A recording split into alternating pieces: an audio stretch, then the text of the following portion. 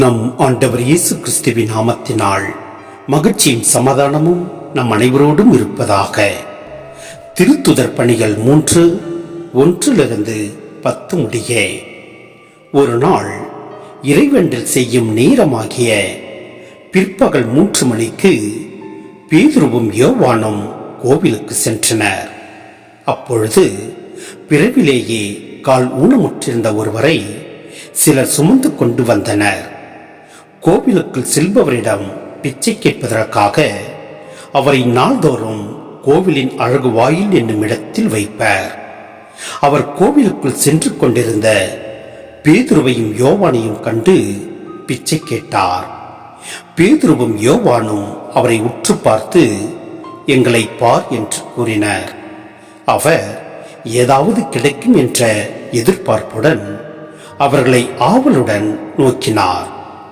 பேதுரு அவரிடம், வெள்ளியும் பொன்னும் என்னிடம் இல்லை, என்னிடம் உள்ளதை உமக்கு கொடுக்கிறேன். நாசரேத்து இயேசு கிறிஸ்துவின் பெயரால் எழுந்து நடந்திடும் என்று கூறி அவரது வலக்கையை பற்றி பிடித்து தூக்கிவிட்டார். உடனே அவரது காலடிகளும் கணுங்கால்களும் வலுவடைந்தன. அவர் குதித்தெழுந்து நடக்கத் தொடங்கினார். துள்ளி நடந்து கடவுளை போற்றியவாறே அவர்களோடு கோவிலுக்குள் சென்றார். அவர் நடப்பதையும் கடவுளை போற்றுவதையும் மக்கள் அனைவரும் கண்டனர்.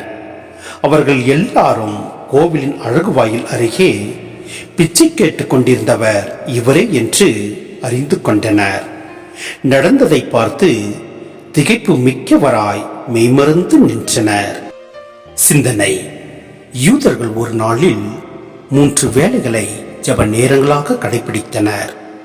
காலை 9 மணி, பிற்பகல் 3 மணி, மாலை 6 மணி. பக்தியுள்ள யூதரும் பிற இனத்தாரும் அவ்வேளைகளில் கோவிலுக்கு ஜெபிக்க செல்வதுண்டு. கோவிலின் அழகு வாயில் பலர் கடந்து செல்லும் வழியாகும். பிச்சையிடுதல் யூத மதத்தில் போற்றுதற்குரிய செயலாகும். எனவே கால் ஊனமுற்றவர் அங்கிருந்து பிச்சை கேட்டார். கால் ஊனமுற்றவர் பணத்தை பிச்சையாக கேட்டார். ஆனால் பேதுரு அவருக்கு மேலான ஒன்றை அளித்தார். அதாவது கால்களை பயன்படுத்தி நடக்கும் மேலான வரத்தை அளித்தார். நம்முடைய சிறு சிக்கல்களுக்கு தீர்வு நல்கும்படி நாம் கடவுளிடம் கேட்கிறோம். ஆனால் கடவுளோ மேலானவற்றை தருகிறார்.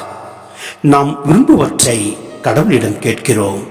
அவரோ நமக்கு தேவையானவற்றை தருகிறார். இவ்வுண்மையை நாம் புரிந்து கொள்ள வேண்டும். நலமடைந்தவர் கடவுளை போற்றினார். நமக்கு உதவி செய்கின்றவர்களுக்கு நன்றி கூற நாம் மறத்தல் ஆகாது.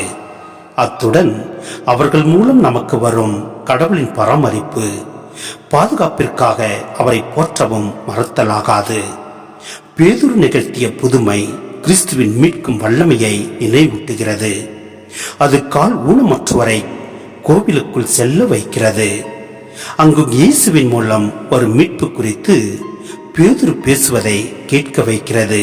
எனவே நம் ஆண்டவரில் முழு விசுவாசம் வைத்து ஜெபிச்சிடுவோம். பேதுரு நிகழ்த்திய புதுமை கிறிஸ்துவின் மீட்கும் வல்லமையை நினைவூட்டுகிறது.